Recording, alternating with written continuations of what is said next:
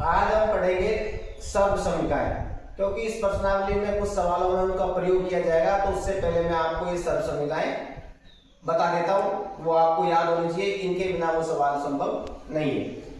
देखो, एक तो है अपना ए स्क्वायर माइनस बी स्क्वायर, यानी ये होता है ए प्लस बी और ए माइनस बी। एक होता है हमारा ए प्लस बी का होल स्क्वायर, यानी A square plus 2ab plus B square. एक होती है ए माइनस बी का होल स्क्वायर, यानी A square minus 2ab plus B square. ये आपको याद रखनी है। इनको देखो, इस रूप में देके आपसे सवाल इस रूप में पूछा जा सकता है, इस रूप में देके सवाल को आपको इस रूप में पूछा जा सकता है। कई सवालों में आपको सवाल इस रूप में मिलेगा, उत्तर आपको इस रूप में देना है। कई सवालों में इस रूप में सवाल मिलेगा और हल आपको इस रूप में करना है। तो इनको आपको दोनों तरह से याद रखनी है। और मैं सवाल ये देखो, साइन थीटा बराबर इसका उल्टा होता है 1 कोसेक थीटा। ठीक है, कोसेक थीटा ये होता है 1 साइन थीटा। टेन थीटा बराबर होता है साइन थीटा बटे में कॉस थीटा। कॉट थीटा बराबर होता है कॉस थीटा बटे में साइन थीटा। टेन थीटा बराबर होता है 1 कॉट थीटा, और कॉट थीटा बराबर 1 टेन थीटा। इसी प्रकार देखो, सेक थीटा, सेक थीटा बराबर होता है 1 कॉस थीटा, और कॉस थीटा बराबर होता है 1 सेक थीटा। ये आपको याद रखना है। साइन का उल्टा कोसेक, साइन का उल्टा कोसेक, कोसेक का उल्टा साइन, टेन का उल्टा कोट, कोट का उल्टा टेन, सेक का उल्टा कोस, कोस का उल्टा सेक। टेन थीटा बराबर होता है साइन बटे में कोस, और कोट बराबर होता है कोस बटे में sign.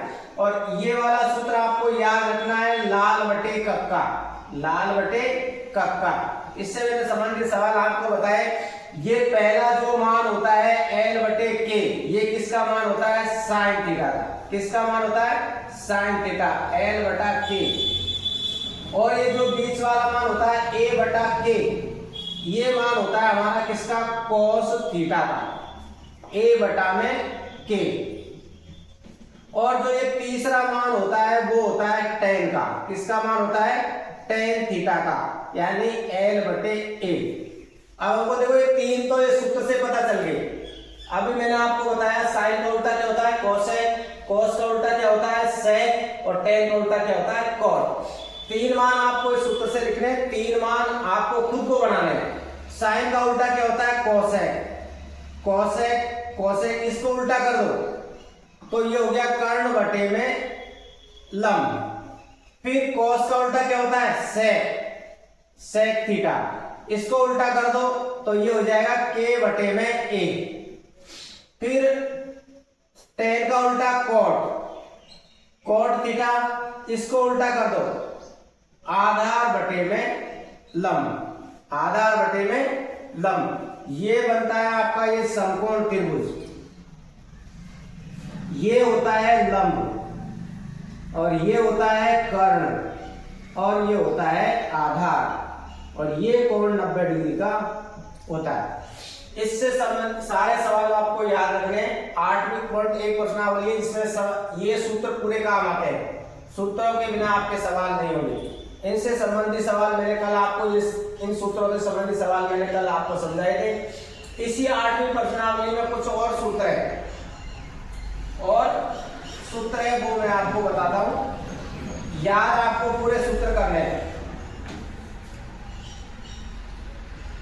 Sine square theta plus cos square theta बराबर 1। Sine square theta plus cos square theta बराबर 1। अब इसमें से दो सूत्र और बनते हैं। देखो सबसे पहले कॉस स्क्वायर का इधर पक्षांतर करो, तो ये हो गया साइन स्क्वायर थीटा बराबर 1। पहले से ये इधर की तरफ आएगा तो किसमें हो जाएगा माइनस में, कॉस स्क्वायर थीटा। फिर दूसरा बना दो, कॉस स्क्वायर को यही रहने दो, अब साइन स्क्वायर का पक्षांतर करो, कॉस स्क्वायर थीटा बराबर 1 माइनस साइन स्क्वायर थीटा। तो साइन स्क्वायर की जगह हम ये भी लिख सकते हैं, इसकी जगह हम साइन स्क्वायर लिख सकते हैं। इसी प्रकार कॉस स्क्वायर की जगह हम ये लिख सकते हैं 1 minus sine square, 1 minus sine square की जगह पे क्या लिख सकते हैं, कॉस स्क्वायर थीटा।